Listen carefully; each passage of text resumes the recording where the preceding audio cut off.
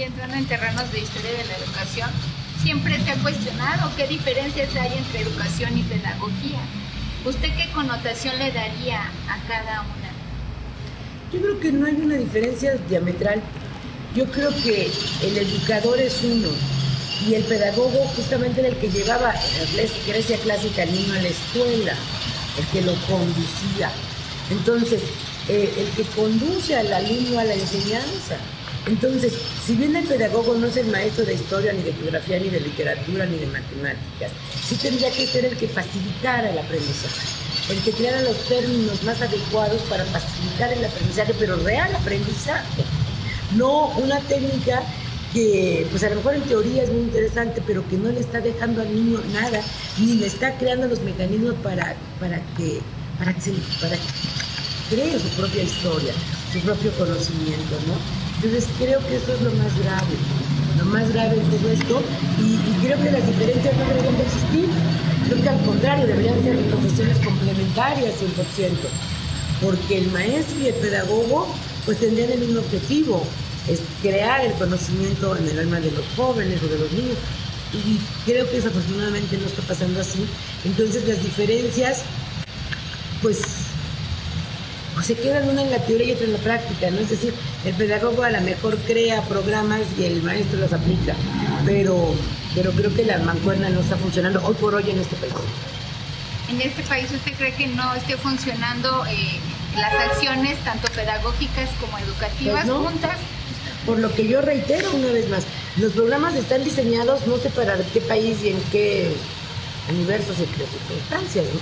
Pero no para un país como este, y en donde además no se promueve, por ejemplo, la museopedagogía. Yo no he visto que el maestro de aula utilice realmente, y además tengo mucho contacto con museos, dentro de mi área están los museos que le corresponden a la ciudad, no he visto que realmente el maestro se preocupe por diseñar estrategias en donde el museo forme parte de su cotidianidad, pero absolutamente para nada.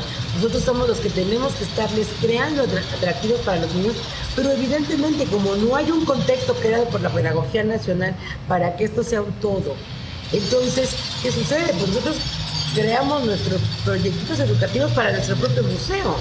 Entonces los 50 o 100 o 200 que puedan ir son los que les podemos aplicar ese taller, esa visita, ese cuestionamiento, pero no más. Entonces creo que está fallando como sistema, eso lo creo muy en serio. Creo que los pedagogos no están fomentando que el maestro también cree su propio mecanismo de enseñanza, pero no se le están dando las facilidades para que esto suceda.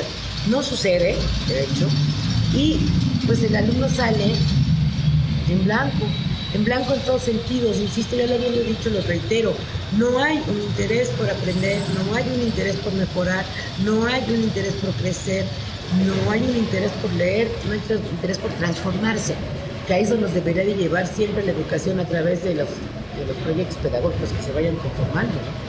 Entonces, ¿usted cree que sea también, aparte de educación, usted cree que sea también un problema de cuestión de historia social que no se ha transmitido de generación en generación? ¿Se ha degenerado? Yo creo que no es cuestión de generaciones en cuanto, por ejemplo, que se transmita de padres a hijos, no.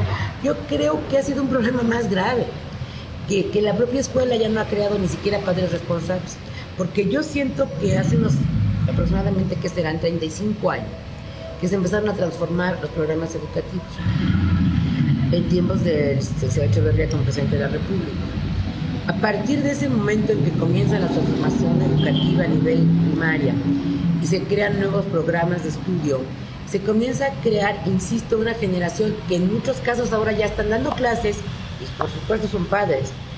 No les transmitieron, todavía estas primeras generaciones pues fueron alumnos de maestros que venían con una trayectoria importante de tiempo atrás, pero yo veo a los maestros hoy y los veo decepcionados, incluso compañeras mías de estudio que yo sé que tienen una vocación a toda prueba y que han seguido trabajando en ello, me doy cuenta que no tienen mayor interés, que ya se toparon con una pared. Y esa pared es que no puedes ni siquiera llamar la atención al niño porque te pueden acusar absolutamente de todo. desde crueldad mental hasta el intento de violación. Entonces dices, bueno, por favor, entonces ya mejor ni los toco, ni me meto con ellos, ni me importa. No sé si me refiero a tocar porque yo pensara en golpearlos, no, me refiero a tocarlos emocionalmente, o sea, darles una buena zarandeada, una buena regañada, una buena llamada de atención. No, tu niño puede irse a quejar a derechos humanos y entonces la maestra queda deshabilitada como maestra, ya no puede seguir trabajando, pierde todos sus derechos. Entonces es terrible lo que hemos hecho en ese sentido. Hemos caído en el otro extremo. Yo jamás he sido partidaria de que un niño se le golpee o que se le agreda emocionalmente a grado de terminar con su vida, ¿verdad? Por supuesto que no, pero creo que siempre vale la pena, y vale la pena, hasta hoy lo considero, que nos llamen la atención en la vida. Porque si no nos llama alguien la atención, mi jefe, mi jefa, el jefe de gobierno, el rector de la universidad, o quien diablo sea, pero que la autoridad tiene que en un momento dado que hacerse notar, y el problema es que no lo hace. Entonces, el asunto concreto es que esta mala educación que ha ido degenerando cada vez más, también le ha quitado al maestro las ganas de enseñar, con justa razón. Es decir, no te puedo reprobar, ¿para qué me desgasto en regañarte? No te puedo llamar la atención, no te puedo siquiera, no sé, castigar sin recreo, o sea, sacarte del salón, porque eran las cosas cotidianas que antes se valía un maestro. No te puedo gritar, o sea, bueno, ni siquiera digo, gritar como método, no te puedo llamar la atención, no te puedo señalar un problema, lo sé porque mis amigas siguen dando clases en primaria, por eso es que lo sé, lo tengo muy cercano. Yo insisto, tengo una generación de compañeras de escuela que siguen trabajando, entonces no te puedo llamar la atención, no puedo sacarte un momento de la clase, a ver si así te calmas afuera, no te puedo reprobar, no te puedo poner un cero, entonces ¿qué puedo hacer?